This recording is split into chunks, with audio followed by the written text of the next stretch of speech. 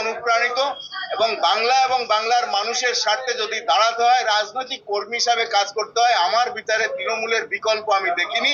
বাংলাকে বাঁচাতে তৃণমূলের পাশে থাকা দরকার, আমাদের মতো প্রত্যেকটা বিবেক সম্পন্ন নেতৃত্বের থাকা দরকার বাংলাকে বাঁচাতে। কোন পদে ছিলেন আপনি? কোন পদে ছিলেন আপনি? আমি রাজ্য কমিটির সদস্য ছিলাম। হ্যাঁ, প্রার্থী কোনো ম্যাটার নেই। আমি তো 35 বছর ধরে বিজেপি করছি, প্রার্থী কবে করলো?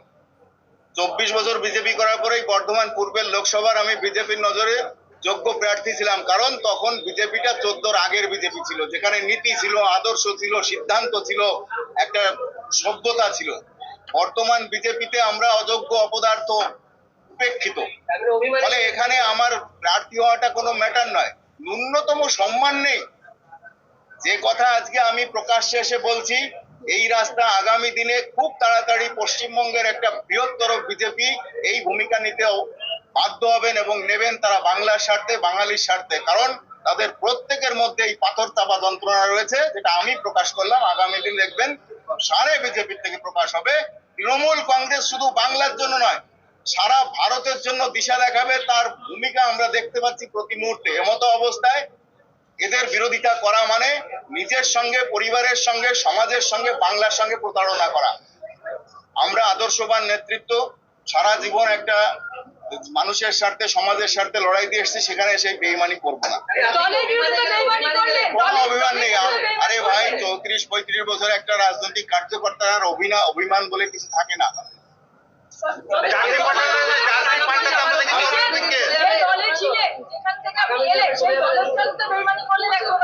দল বেইমানি, দলের বর্তমান নেতৃত্ব বিজেপির সঙ্গে বেইমানি করছে। পশ্চিমবঙ্গের সিপিএম আর কংগ্রেসের জোটকে এগিয়ে নিয়ে আসার জন্য তৃণমূলের বিরুদ্ধেই চক্রান্ত চলছে। পশ্চিমবঙ্গের বিজেপির রাজনৈতিক এবং সাংগঠনিক এবং প্রার্থী চয়নের সারে ব্যাটারটা দেখুন। 2022 সালে পশ্চিমবঙ্গে সিপিএম কে সেকেন্ড পজিশন পৌরসভায় পাইয়ে দিয়েছে বিজেপিরা, কোন রকম শিক্ষা নেয়নি। 2024 সালে তৃণমূল সরকারে আসবে, 35+ লোকসভা নিয়ে আসবে। এই সরকারে আসবে বলছি, মানে সাফল্য নিয়ে আসবে 35+, লিখে রাখুন। এবং তৃণমূল, এই সিপিএম এবং কংগ্রেসের জোট পশ্চিমবঙ্গে দ্বিতীয় স্থান নেবে, আর বিজেপি তৃতীয়, চতুর্থ স্থান পাবে। এর মূল কারণ হচ্ছে বিজেপিতে নেতা নেই, কর্মী নেই, নেতা নেই। সিপিএম এর একটা বড় অংশ 11-র পর থেকে বিকল্প হিসাবে 34% সিপিএম বিজেপিতে এসেছিলেন, যারা এই 10-15 বছর ধরে বিজেপি নেতৃত্বের আচরণ, ব্যবহার এবং তাদের এই ভূমিকায় চরমতম হতাশ এবং আতঙ্কিত। কারণ পশ্চিমবঙ্গে বিজেপিকে প্রতিষ্ঠার জন্য বিজেপির নেতৃত্ব ভূমিকা নিচ্ছে না, এখানে কংগ্রেস আর সিপিএম কে পজিশন দেওয়ার জন্য প্রচেষ্টা চালাচ্ছে।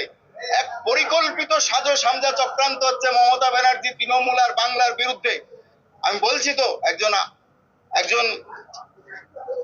একজন মানে বাংলা প্রেমী এবং একজন সত্যিকারের রাজনৈতিক কার্যকর্তার ভূমিকা, তার অন্তরাত্মা বারবার এটাই বলবে, বাংলা এবং বাঙালির স্বার্থে তৃণমূল কংগ্রেসই পশ্চিমবঙ্গের বিকল্প, আগামী দিনে ভারতবর্ষে দিশা দেখাবে। কদিন আগে আপনি সোশ্যাল মিডিয়ায় পোস্ট করেছেন, বর্ধমান পূর্বের প্রার্থী অসীম সরকারকে প্যারাশুট লিডার বলেছেন এবং তাকে এরকম চ্যালেঞ্জও জানিয়েছেন যে আগে বিধানসভায় পদত্যাগ করে লোকসভায় তিনি ক্ষমতা থাকলে লড়ুন, এটা যেমন বলেছেন। পাশাপাশি বর্ধমান দুর্গাপুরে দিলীপ ঘোষকে আপনি ভালো ক্যান্ডিডেট এবং জয়ী ক্যান্ডিডেট হওয়ার মতন কথাও খানিকটা উল্লেখ করেছেন আপনার সোশ্যাল মিডিয়ায়। এখন তৃণমূলে জয়েন করেছেন, কি বলবেন? দিলীপ ঘোষের জেতার কোনো সম্ভাবনা নেই, আমি সেখানেও বলিনি। দিলীপ ঘোষকে এনআরসির শিকার বানানো হয়েছে বলেছে। বিজেপিতে এখন এনআরসিতে ভরা। ভারতবর্ষে এনআরসি চালু করার আগে পশ্চিমবঙ্গ বিজেপিতে এনআরসি চালু করা দরকার। সব অনুপ্রবেশকারী মালিক হয়ে বসে আছে বিজেপিতে, আর আমাদের মতো যারা আদি বিজেপি, আমাদেরকে লাথি দিয়ে ভাগতে হচ্ছে।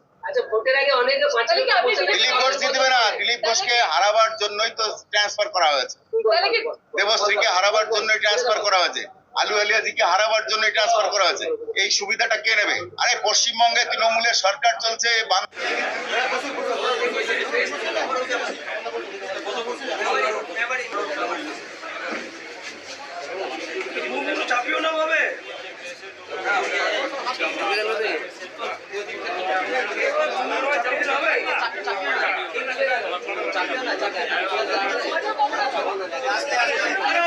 চাপালে হবে।